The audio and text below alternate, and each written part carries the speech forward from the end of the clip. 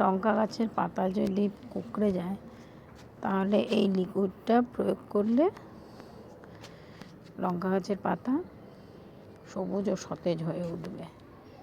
2 litre জলে 2 চামচ ভিম liquid হোক বা সার্ফের গুঁড়ো হোক বা সোডা হোক, যাই হোক, দিয়ে আপনারা যদি